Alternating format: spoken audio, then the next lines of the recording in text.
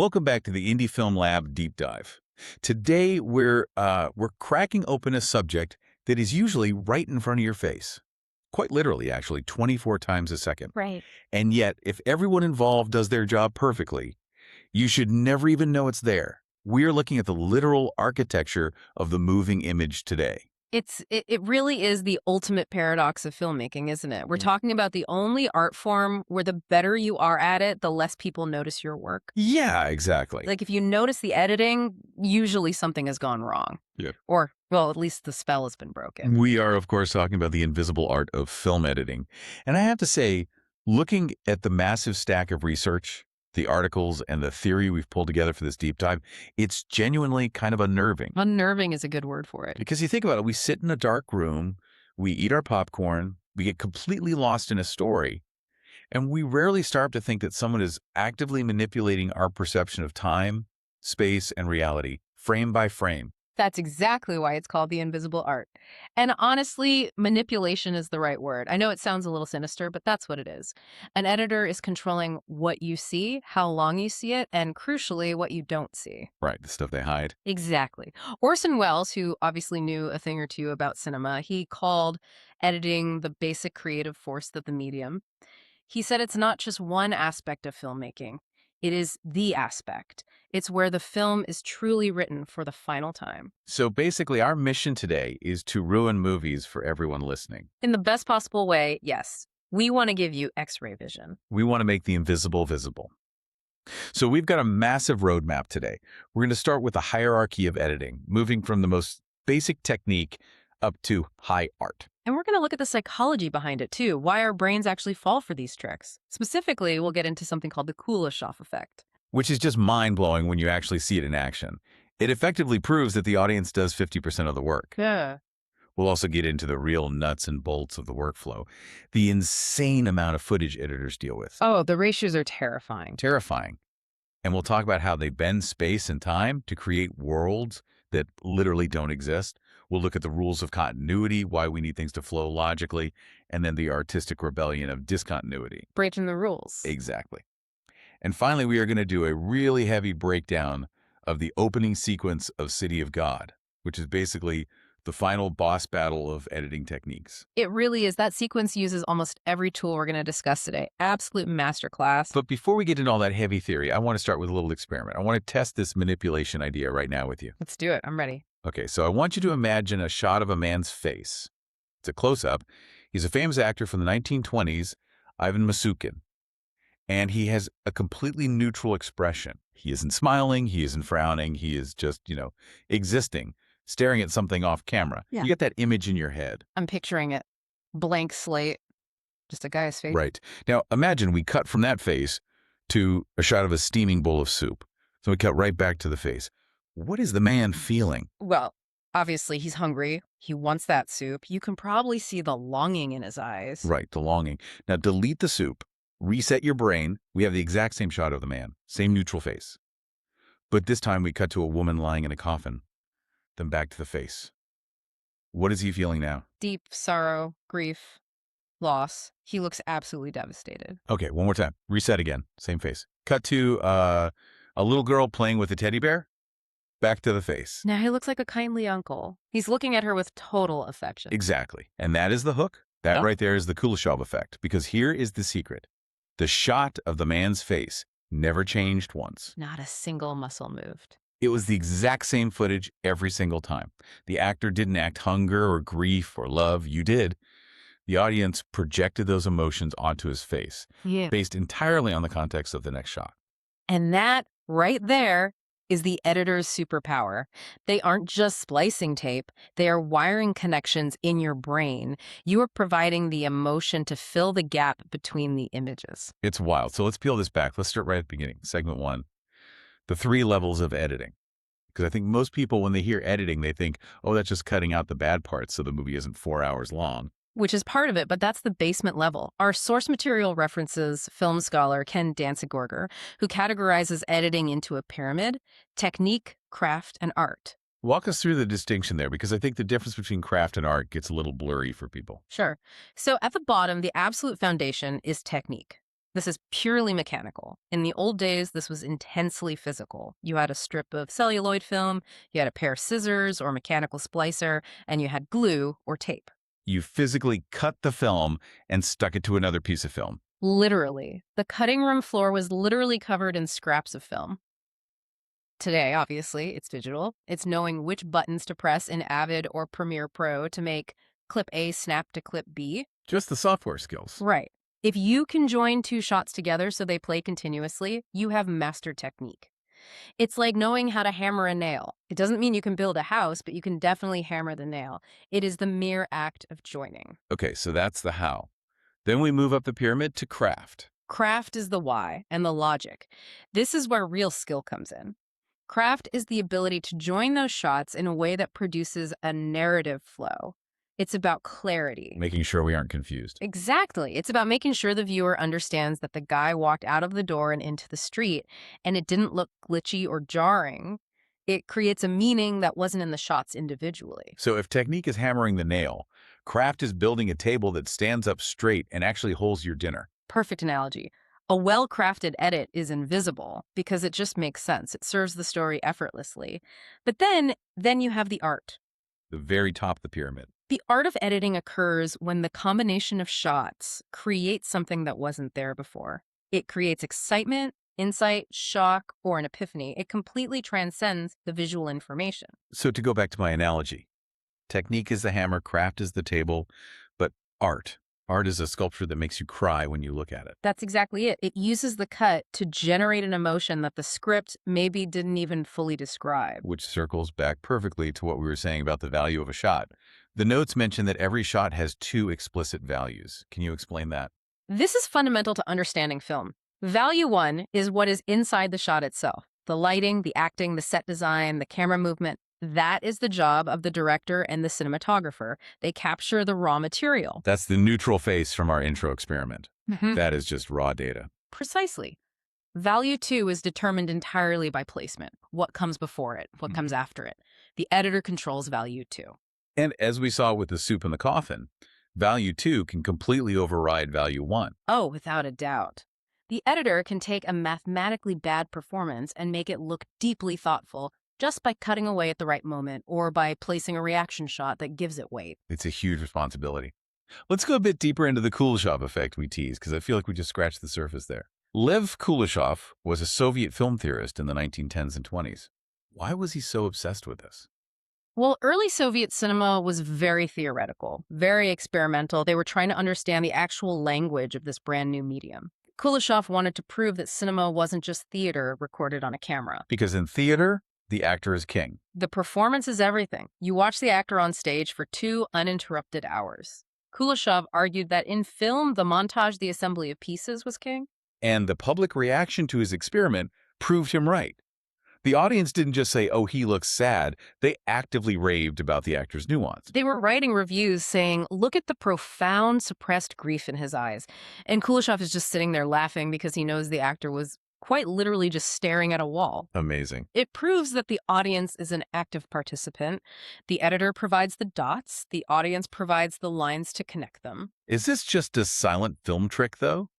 Or do we still see this today? Because movies are way more complex now. Oh, we see it in almost every single movie. Yeah. But sometimes it's used for comedy. Look at Raising Arizona, the Coen brothers movie. Oh, absolute classic. Nicolas Cage. Right. There is a sequence where Nicolas Cage's character, Hi, is having this intense guilt-induced nightmare. He's worried about this massive bounty hunter, Leonard Smalls, coming to get him. The guy with the tattoos. Yes. And the editor cuts between Cage's face, which is panicked, sweating in bed, and these wild shots of the bounty hunter riding a motorcycle, throwing grenades, smashing bunnies. And even though they aren't in the same room, they aren't even in the same reality, really, because one is a dream. The editing makes you feel like this bounty hunter is a heat-seeking missile locked directly onto Cage. Exactly. It creates a causal link in your mind. The ferocity of the bounty hunter totally informs the panic on Cage's face. Or, take a more stylistic example, Requiem for a Dream. Oh, man. That movie is a lot. It's incredibly visually aggressive. It really is. The editor, Jay Rabinowitz, uses what they call hip-hop montages. Very, very fast cuts. You see a close-up of a pupil dilating, snap. A rolled-up dollar bill, snap. White powder, snap. red blood cell, snap. It happens so fast, you literally don't even have time to say the words out loud. But your brain instantly synthesizes it. You don't think eye, money, powder. You think addiction, high, rush. It's pure visceral reaction. The meaning is created by the collision of the images, not the images themselves. It creates a third meaning that happens faster than articulation. It's almost like a hieroglyphic language. Yeah. You put two distinct symbols together to make a brand new word. That's exactly how Sergei Eisenstein, another famous Soviet theorist, described it. He called it dialectical montage. Thesis plus antithesis equals synthesis. Put shot A against shot B, and you get idea C. So if the editor had this much raw power to rewrite the acting, to create meaning out of thin air, we really need to reevaluate their role on the actual team. Which brings us to segment 2, the editor as collaborator and architect. Yes, there is a very common misconception that the director is the sole author of the film and the editor is just the typist or the janitor cleaning up the mess on set. Just putting things in order. Right. But in reality, the editor is doing the final rewrite. They are the architect who takes the giant pile of bricks and decides if we are building a cathedral or a fortress. And that pile of bricks has gotten significantly larger over the years. I was looking at the data on shooting ratios. This is the ratio of footage shot versus footage actually used in the final cut. It's completely exploded. In the 1940s or 50s, film stock was very expensive, cameras were heavy and hard to move, you rehearsed, you shot, you moved on. A Marvel movie or a big action blockbuster might have 3,000 shots. And the sheer amount of footage they shoot to get those 3,000 shots is staggering. A standard Hollywood ratio is roughly 20-1, right? Yeah. So for every single minute of movie we actually see on screen, 19 minutes ended up in the digital trash can. That's standard. But then you have the outliers, you have the legends. Well, let's talk about Apocalypse Now. Oh boy. The production from hell. Francis Ford Coppola went into the jungle and basically just kept the cameras rolling. He shot 1.25 million feet of film.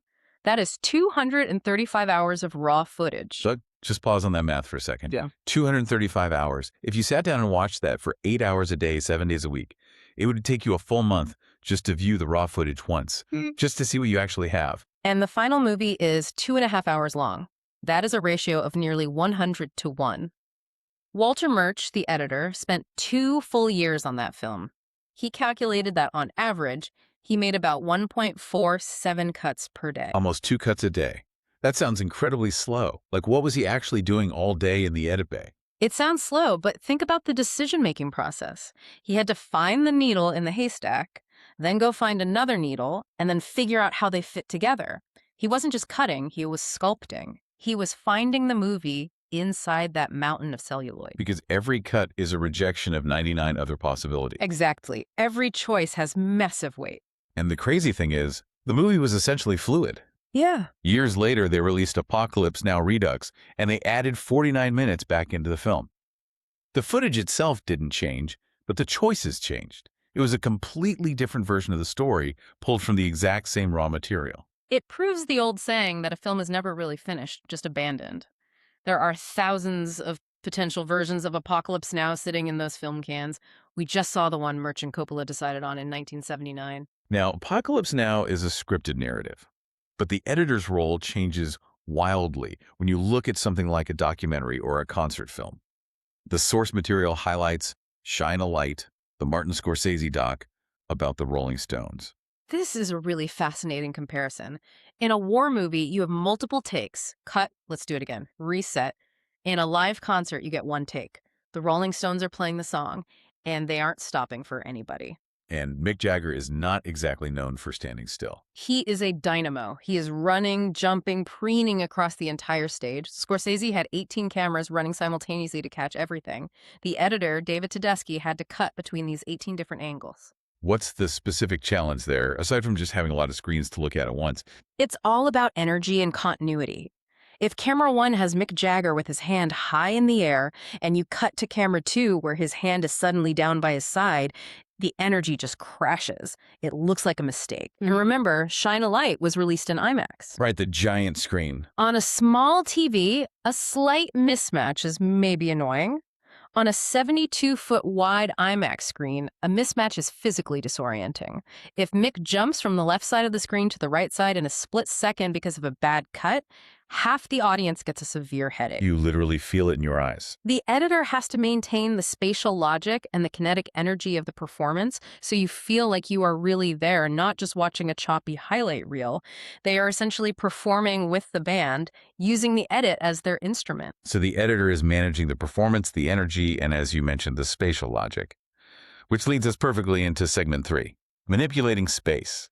Because films don't take place in real space, they take place in screen space. This is the concept of the mental map. It's another way the editor heavily exploits the human brain's desire for order. We want the world to make sense, so we build maps in our heads. The example that always ruins childhoods is Star Wars. We all want to believe the Millennium Falcon is a real, functional ship. I hate to be the one to break it to you, but think about the layout.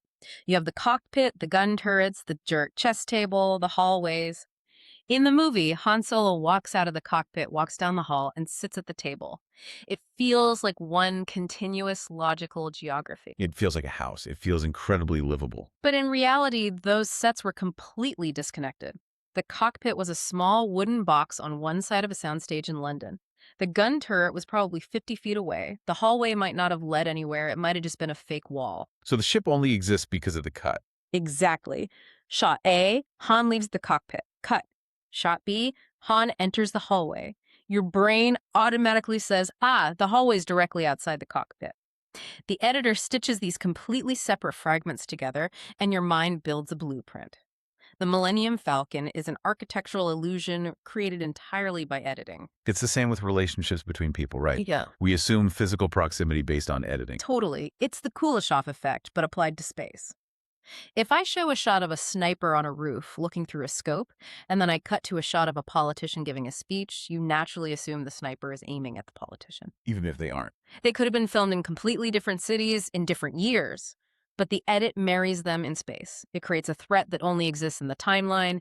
The editor says this is next to that, and we just inherently believe them. So we've covered space. Now let's talk about time. Segment 4, manipulating time. Because if a movie showed life in real time, nobody would ever watch it. It would be excruciating. Real life is full of dead air, driving to work, brushing your teeth, waiting for the coffee to brew. Film editing compresses a whole lifetime into 2 hours. The main tool for this is the ellipsis, which is basically grammar for ... It's the art of omission. It's removing the boring parts to create narrative economy.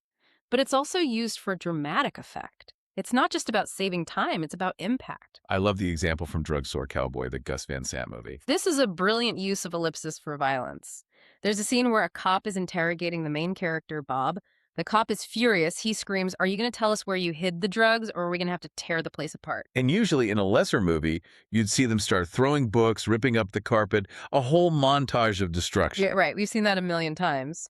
But in Drugstore Cowboy, the editor cuts immediately from the threat to the room completely destroyed. Floorboards ripped up, ceiling fans hanging down, feathers flying everywhere. It's almost funny how fast it happens. It is funny. It acts as a punchline. But it's also incredibly efficient. We don't need to see the destruction to know it happened. The cut tells us they did it. It respects the audience's intelligence. We fill in the gaps of the violence ourselves. There's another really great example of this comedic ellipsis in Out of Sight, the Steven Soderbergh film. Oh, the Jennifer Lopez and George Clooney movie. Great editing in that one. There is a scene where J-Lo confronts Clooney in a hotel room. She has a gun. It's very tense. But there's also this undeniable sexual chemistry. He pulls her into the bathtub, fully clothed, by the way. They kiss. The music swells. It's very romantic. Amen. Hard cut. Total silence. We are suddenly in a stark hospital room.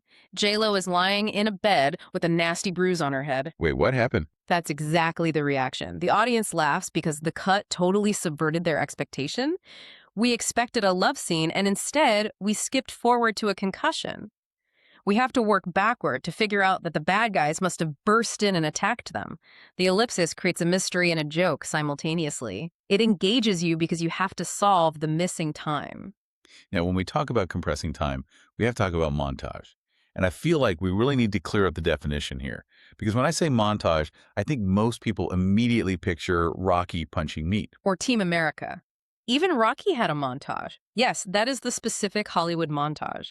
A sequence condensing a long process. Training, falling in love, building a house, usually set to a pop song. But strictly speaking, montage just comes from the French word monter, meaning to assemble. Technically, the entire movie is a montage. But focusing on that specific time compression aspect, the Hollywood style, Rushmore has a brilliant one. Wes Anderson is the undisputed king of efficient visual storytelling. In Rushmore, we need to understand that the main character, Max Fisher, is a wild overachiever who is involved in absolutely everything but isn't actually studying. So instead of a tedious 10-minute scene of him signing up for clubs, what do we get? We get a rapid-fire sequence, 21 shots, Max in the debate team, Max in the French club, Max fencing, Max playing dodgeball, Max keeping bees. It's relentless. It takes about 45 seconds, but it conveys an entire semester of school life. And more importantly, it conveys his personality. It's manic, it's highly organized, it's performative. The editing style exactly matches the character. We understand who he is by how the sequence is cut. That idea that the editing style matches the feeling brings us to segment 5, rhythm and pacing. Because editing isn't just visual, it's inherently musical. It is. Every shot has a specific duration. The editor decides if a shot lasts for 2 frames or 2 minutes, that creates a beat, da-da-da-da-D-A-A-A. There is a theory here called the content curve. This sounds a bit academic, but it's actually very practical when you watch a movie. It's simple, really. When you look at a new image, your brain needs a certain amount of time to process it. Okay, that's a red car on a rainy street. Let's say that takes 3 seconds. That 3-second mark is the peak of the content curve. Okay, so I've absorbed the visual info, I get it. If I cut before that 3 seconds, say, at 1 second you feel rushed. You might miss a crucial detail. It creates confusion or really high energy. If I cut after the curve, say I hold it for 10 seconds, you get bored. Your eye starts wandering around the frame. You start thinking, why are we still looking at this car? So an editor plays with that curve to manipulate the audience's actual heart rate. Precisely. If I want you to feel panic, I cut before the curve. Look at the famous gas station scene in Hitchcock's The Bird. Oh, terrifying scene. As the gas spreads and the fire starts, the cutting gets faster and faster. Boom, fire, boom, birds, boom. Screaming face. The shots are significantly shorter than the time it takes to fully process them. It creates a sensory overload that perfectly mimics the panic of the characters. You literally can't catch up mentally. And on the complete opposite end of the spectrum, we have Sergio Leone. The absolute master of the long wait. Once Upon a Time in the West. The opening sequence is legendary. 3 bad guys arrive at a dusty train station to kill Charles Bronson's character. And then they wait. And they wait and wait. It's about 15 minutes of almost nothing happening. A guy slowly cracking his knuckles, a water droplet hitting a hat, a fly buzzing on a face. It's agonizing to watch. The shots are held way, way past the content curve. You know it's a fly in 1 second, but you look at it for 20. Why? Because Leone wants you to feel the heat. He wants you to feel the deep boredom and the tension stretching like a rubber band. He is trapping you in that time. So when the train finally arrives and the guns come out, the release is explosive. Exactly. If he had cut it fast, like an MTV music video, the shootout wouldn't matter at all. The slowness gives the violence incredible weight. The contrast is what makes it work. It's fascinating how rhythm can be totally disconnected from the audio, too. The notes mention a Lars von Trier experiment, the 5 obstructions. That's for the deep art house fans out there. Lars von Trier challenged a filmmaker, Jürgen Leith, to remake his own film 5 times with incredibly weird rules. One rule was to cut the film without caring about the audio sync, or specifically to disconnect the visual rhythm from the sound. It creates this really jarring, glitchy effect. It completely forces you to notice the editing, and that's a perfect segue, actually, because usually the goal is not to be noticed. The goal is continuity. Segment 6, continuity versus discontinuity. Continuity editing is the invisible style. It's what we see in 99% of movies. Marvel, rom-coms, dramas. The goal is to keep the viewer constantly oriented. We need to know who is talking to whom and exactly where the door is relative to the window. And the golden rule of continuity is the 180-degree system. We really need to explain this clearly so you can visualize it. Okay. Imagine 2 people, Alice and Bob, standing facing each other. Now, imagine an invisible line drawn on the floor connecting their feet. That is the axis of action. Okay, line drawn. The camera can go anywhere it wants as long as it stays on one side of that line. It can be a close-up, a wide shot over the shoulder, As long as you stay on that side, Alice will always be on the left of the screen looking right, and Bob will be on the right looking left. This keeps their eye lines matching perfectly. Right. Now, if you cross the line, if you suddenly put the camera on the other side, suddenly Alice is on the right looking left. It looks like they magically swapped seats instantly. It's incredibly jarring. It breaks the spatial reality. Your brain goes, wait, what just happened? Did they move? So editors avoid it religiously, unless they want to break your brain. Which brings us to discontinuity, breaking the rules on purpose. Lola Run is a great example. Lola is running frantically through Berlin. The situation is chaotic. She is physically fighting time. The camera circles around her 360 degrees. It crosses the line repeatedly. The background just spins. It makes you feel dizzy and disoriented, which is exactly how she feels in that moment. So rule breaking is an artistic choice. It's not wrong if it serves the story. Exactly. Jean-Luc Godard, the French New Wave director, basically built his entire career on saying, I know the rules and I don't care about them. He wanted you to know you were watching a constructed movie. Let's look at the specific tools in the toolbox. Segment 7.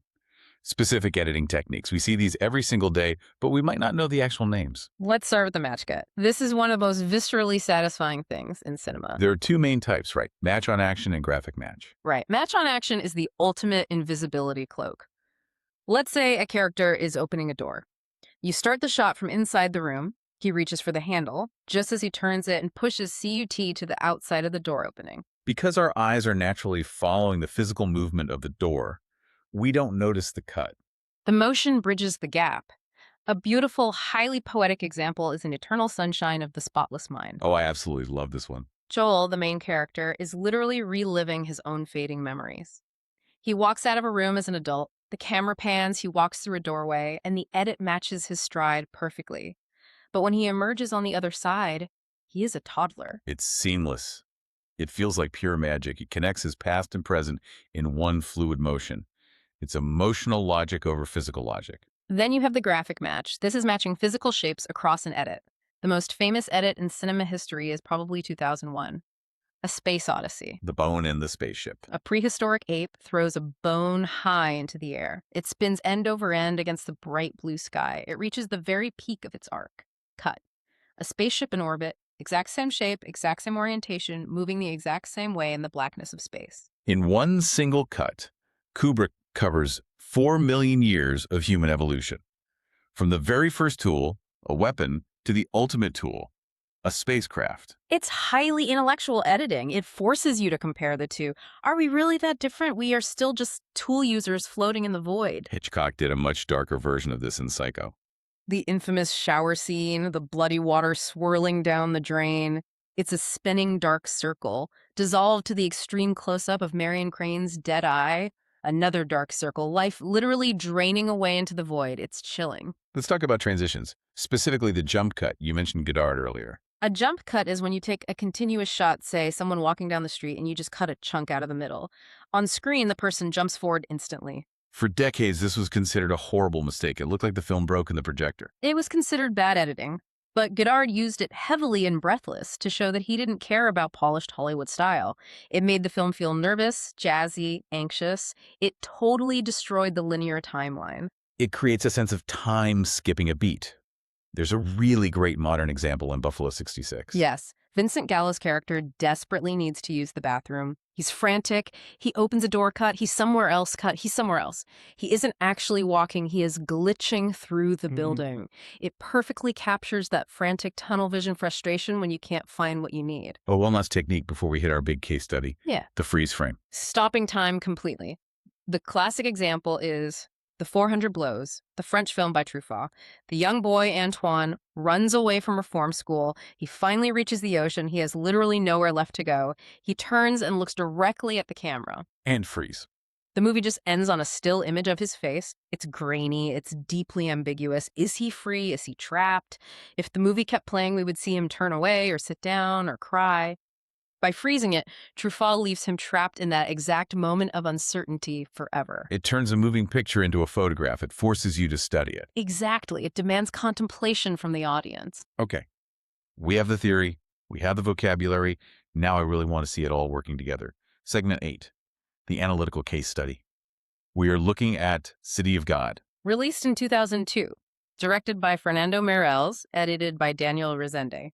This film is a towering masterpiece of editing. It is kinetic, explosive, and sweaty. We're focusing on the very opening sequence, the chicken chase. It's one of the best openings in cinema history, hands down. And it's a masterclass in literally everything we've discussed so far. So set the scene for us. We are in a favela in Rio. A heavily armed gang is preparing a barbecue in the street. They are killing chickens. It's very visceral. Part one of this sequence is what I'd call the preparation, and it is incredibly heavy on the Kuleshov effect. It really is. We see extreme tight close-ups, a knife being sharpened on a stone. Swing, swing. Yeah. The sound is metallic and harsh. We see a chicken being beheaded, mostly off-screen or with very fast, jagged cuts. Then we cut to a live chicken watching. The chicken is just standing there. Right. Biologically speaking, the chicken is probably thinking about corn. It doesn't know what a knife is. But because the editor places that exact shot right after the bloody knife and the dead bird, what do we actually see? We see terror. We see a chicken fully realizing its own mortality. We project a complex survival instinct onto the bird. The editing elevates the chicken into a character. We are suddenly deeply empathetic to the dinner. And then the chicken makes a break for it. The string snaps. Part two, the chase. Now the editing style shifts completely. The camera goes frantic handheld. It's low to the ground, basically chicken POV. The gang pulls out guns to shoot this bird. It's totally absurd. They're chasing a chicken with heavy revolvers through crowded streets. It's chaotic, but notice the continuity. Even though the cuts are incredibly fast, bam, bam, bam, we always know the exact geography. We know the chicken is ahead, the gang is behind. They use the 180-degree rule strictly to keep the momentum moving relentlessly forward. And the rhythm creates this suffocating atmosphere. The music is a very fast samba. The cuts are hitting right on the beat. It feels like a literal dance of death. It sets up the thematic thesis of the whole movie. In this place, life is incredibly cheap, violence is random, and if you stop running, you die. And they communicated all of that without a single narrator explaining it. The editing was the storytelling. That's the true power. By the time the title card finally comes up, you know exactly what kind of brutal world you are in, purely through the rhythm of the cut. This has been, frankly, a lot to process, but in a really good way. We've gone from the physical glue of the celluloid splice to the emotional manipulation of a chicken. We've seen that editing is the invisible art, but it's also the primary storyteller. It manipulates space with the mental map, time with the ellipsis, and rhythm with the content curve. And I want to leave you with one final concept you mentioned in the notes, Walter Murch's Rule of Six. This is the ultimate hierarchy of decision-making for an editor. Murch lists 6 things you have to consider when making a cut. Continuity of 3D space, eye trace the 2D plane of screen, and so on. But the absolute number 1 rule, the most important thing, worth 51% of the value of the cut. What is it? Emotion. Emotion beats everything else. If a cut makes the audience feel what they're supposed to feel, it honestly doesn't matter if the continuity is wrong. It doesn't matter if the coffee cup magically swapped hands. It doesn't matter if you cross the 180-degree line. If the emotion is true, the audience will forgive, or frankly not even notice, the technical errors. That is remarkably liberating. It prioritizes a human connection over sterile technical perfection. Exactly. We watch movies to feel something, not to check for continuity errors. The feeling is what stays with you long after the credits roll. So here's our challenge to you.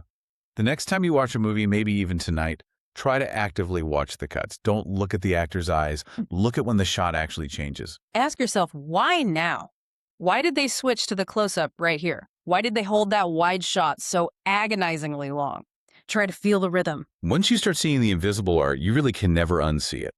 And trust me, it makes the movies so much better. But before we sign off, I want to leave you with one final thought to mull over. As we move into an era of TikTok and YouTube Shorts, where jump cuts and hyperfast editing are just the default language of the internet, how is that changing our own internal content curves?